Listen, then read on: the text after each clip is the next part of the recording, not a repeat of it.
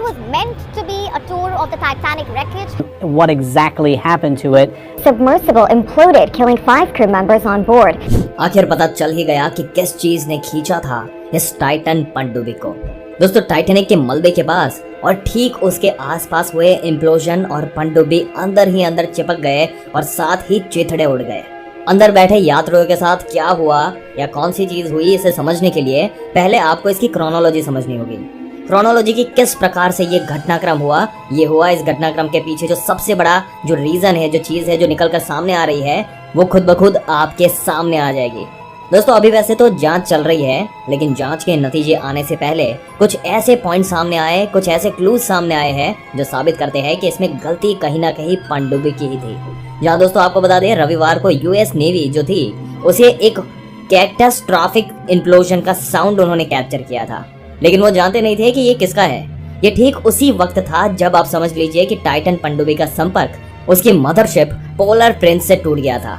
Titan पनडुब्बी जिसके अंदर 5 अरबपति सवार थे, वो एक मदरशिप के साथ समंदर में चल रही थी। मदरशिप सतह के ऊपर रहती है और पोलर प्रिंस उस मदरशिप का नाम था और उससे कनेक्टेड जो ये सबमरीन थी ये नीचे उतरी थी। टाइटन नाम की जो मलबा देखने के लिए, टाइटैनिक के टूरिज्म करने के लिए 8 घंटे का जो ये ट्रिप था, जिसमें 4 घंटे ऊपर से नीचे और नीचे से ऊपर जाने में लगते हैं और 4 घंटे मलबा दिखाने के लिए लगने थे। लेकिन खबर जो सामने आ रही है वो कुछ इस प्रकार से है कि यूएस नेवी को एक जो ये ऑडियो प्राप्त होती है और उसके बाद खबर आती है कि 5 अरबपति जो है वो समंदर की गहराइयों में कहीं खो गए।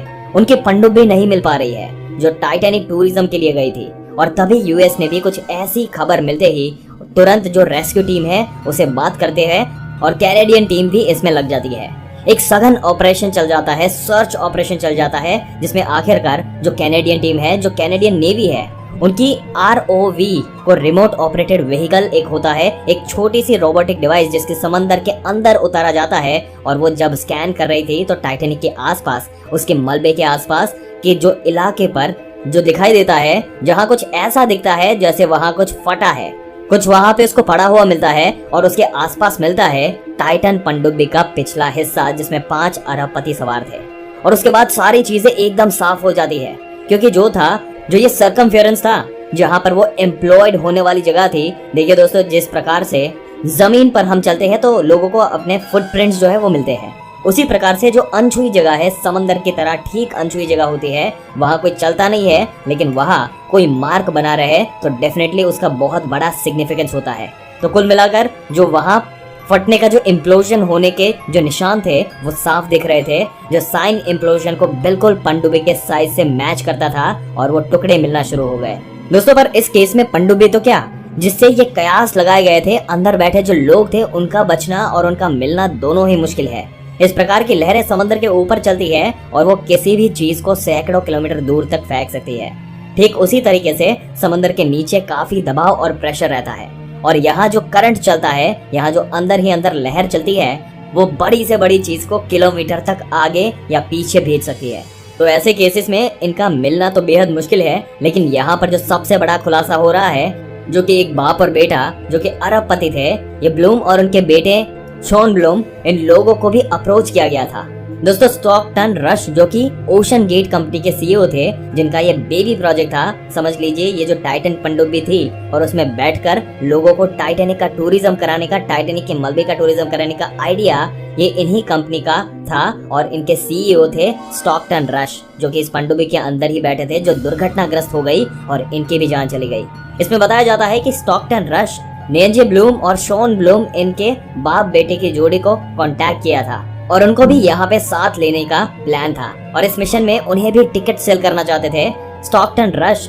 लेकिन उसके बाद इसमें इन्होंने कुछ देखा और उसके बाद इनके जो बेटे हैं शॉन ब्लूम, उनका कहना है कि मैंने जब इसे देखा, इस पनडुब्बी के डिजाइन के बारे में सुना, तो स्टॉकटन रश से तो मुझे डाउट हुआ और उन्हें लगा कि कहीं ये पनडुब्बी जो है ये भार सह पाएगी। अथाह समंदर का, इतने गहरे समंदर का इसका साइज देखिए बहुत छोटा है और साथ ही इसका जो मटेरियल था वो कार्बन फाइबर से बना था, कार्बन फाइबर और टाइटेनियम से मिलाकर बना था। और खुद स्टॉकटन रश ने, और कई सारे वीडियोस भी इंटरनेट पे अवेलेबल है जहां जो एक्सपर्ट्स हैं वो कहते सुने जा सकते हैं, हम रूल्स ब्रेक कर रहे हैं, हम ऐसी मटेरियल की तलाश में हैं जो कि ऐसी पनडुब्बी बनाए जो कम बजट में हमें समंदर की सतह के नीचे एकदम नीचे तलहटी तक लेकर जाए, और उसमें उन्हें सफलता प्राप्त कर लिया था।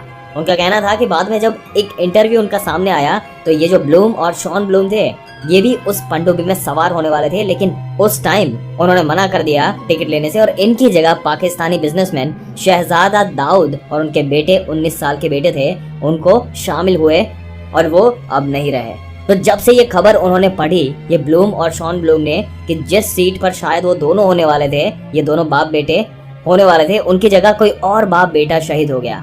इस पनडुब्बी की जो है वो एक्सीडेंट में तब वो सामने आया, उन्होंने बताया कि हमें ये ऑफर आया था और हमने इसे खारिज कर दिया था, सिर्फ इसलिए कि हमें डाउट था कि इनकी पनडुब्बी के डिजाइन में, और आखिरकार हमारा वो फैसला जो है वो सही साबित हुआ।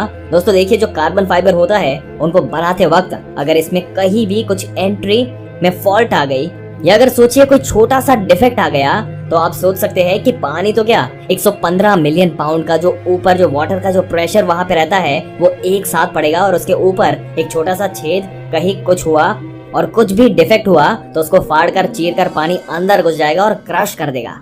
और इस केस में भी यही होता है। अब कार्बन फाइबर और टाइटेनियम के साथ में जो इन्होंने बॉडी बनाई थी, डिजाइन दिया था, वो इस सबमरीन को उसी में फॉल्ट है। ज्यादातर लोगों का कहना है कि क्योंकि जितनी भी सबमरीन चलती है अभी के टाइम में, जो समंदर के अंदर ऑपरेट करती है, वो मेटेलिक होती है, जबकि ये मेटेलिक नहीं थी पूरे तरीके से। और सबसे बड़ी बात तो ये है, जो ये ओशन गेट कंपनी है जिसने टाइटेनियम नामक पनडुब्बी बनाई थी, इसको सर्टिफाइड नहीं किया जाता। जी हाँ दोस्तों, किसी भी अथॉरिटी ने इसको सर्टिफाइड नहीं किया। और देखिए दूसरे लोगों की भी जो कि समंदर की अथाह गहराइयों में जा चुके हैं और ऑपरेशन काम कर चुके हैं, लेकिन उनकी वेसल्स को एक्सपेरिमेंटल वेसल कहा जाता है। एक्सपेरिमेंटल वेसल में जो वेसल बनाने वाला जो उसका मालिक है, जो उसकी टीम है, वो खुद जाए तब तो ठीक है।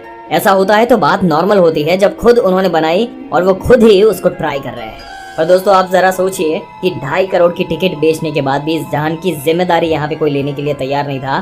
तो ऐसी कंडीशन में ओशन गेट की जिम्मेदारी है कि इस शिप के साथ जो हुआ वो, लेकिन ओशन गेट का कहना है कि भैया इस प्रकार के एक्सप्लोरेशन में सबके अलग अलग मत होते हैं।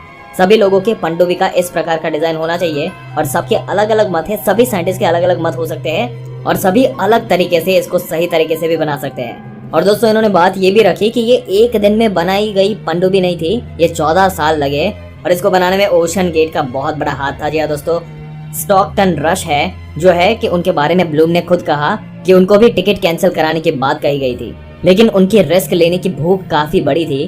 दोस्तों आपके क्या विचार है इस मुद्दे के बारे में? अपने विचार हमें कमेंट करके जरूर से बताइएगा। अगर वीडियो अच्छा लगा हो तो लाइक करने के साथ साथ अपने दोस्तों और रिश्तेदारों के साथ जरूर से शेयर कर दें, और ऐसी जानकारी पाते रहने के लिए हमारी चैनल को सब्सक्राइब करके बेल आइकन जरूर से दबा दें। मिलते हैं एक और दिलचस्प वीडियो में एक और दिलचस्प जानकारी के साथ। तब तक के लिए इस वीडियो में अंत तक बने रहने के लिए आपका दिल से धन्यवाद।